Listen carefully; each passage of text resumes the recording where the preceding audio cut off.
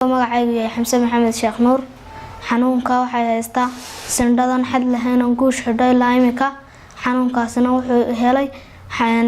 anoo 3 jirkaygii imikana 13 jir baan ahay 10 sano aan qaba xanuunka hadii la yiraahdo ilaahay baa mahadle inaan soo caawisiin lacag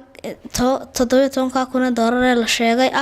ayaa loo baahan yahay imika si la igu geeyo dhakhtarka Turkiga fiisuuna la helo insha Allah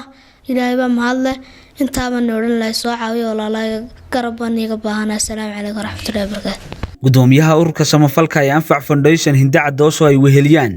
Muxyidiin Raad Shabeel iyo Khadra Cumar Samriye ayaa $650 oo ay soo wakiisheen walaalo muxsiniina oo jooga dalka Mareykanka waxay gudoonsiisay Maama Ruqiyo Cumar Sheekh Nuur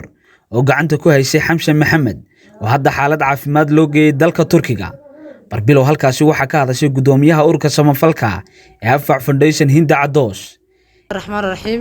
أنا وكاد لي أفكار مجا عورك samafalka Anfac Foundation waxaan la joognaa Maama Ruqiya waxa ay nooga wakiiltahay oo lacagta gaarsiinaysa Xamse Maxamed oo kii raayad hore shaashada uga aragteen dalka Turkiga loo qaaday Xamse wali qaadan uruntiisa way socotaa kowna ma joogto waxaan leenahay walaalaha muxsiniinta ee afkaan ku hadlana garanaysa Xamse wali xaalad caafimaad ayuu ku jiraa dhakhtar wanaagsan wali muu helin laakiin hadda Turkiga ayuu ku sugan yahay waxaan leenahay halkii hore ka sii wadaha loo soo dadaalo waxaan maanta gudoonsiinaa $650 oo walaalo muxsiniina oo Mareykanka jooga ay nagu soo hagaajiyeen walaashii Xamda nooga wakiiltahay $600 ka takaa waxa uu soo direen kaayar waxaan ku wareejinaa Maama Ruqiya si ay u dirto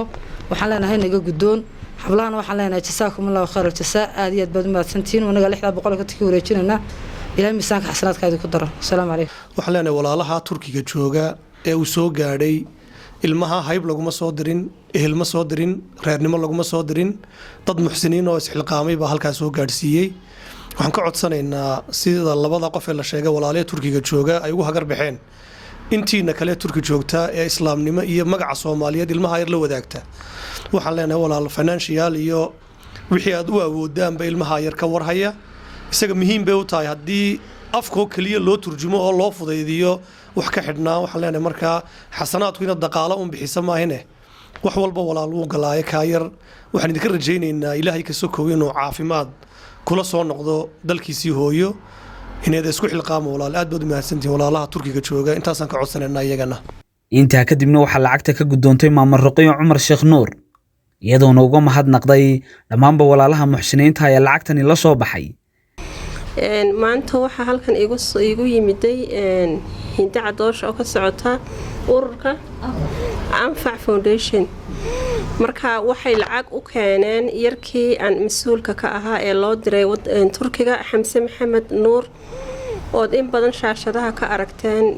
marka yarkii wali halkaas uu joogaa lacagtina wali uma soo dhamaanin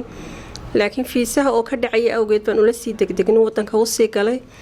marka ay makana kolba lacag wixii u baahdo waan u dirnaa checking-kiiba u socda walina hawshiisii lama gudagelin waay lacagtiba wali kala dhiman marka khayr badan Allah siiya gabdhaha soo diray 600 iyo konton khayr badan Allah idin siiya Allah idinka aqbalo Allah idinku xifdiyo idinka iyo awlaadiina iyo ehelkiinaba aad baan idinku soo ducaynaynaa marka is sii gaarsiin insha Allah yarkaas wali baahidiisa way joogtaa marka insha Allah dhakhtarkii saddexaad uu checking ka mariyay hadda u dhamaanaya hadii Ilaahay yiraahdo marka insha Allah saambin isku soconayna khayr badan Allah idin siiyo san halkan aad ugu ducaynaynaa oo leenahay Allah idinka abaal mariyo hawsha ay u galeen ilmaha dirteed waa Daariq Sheekh Xuseen oo halka jooga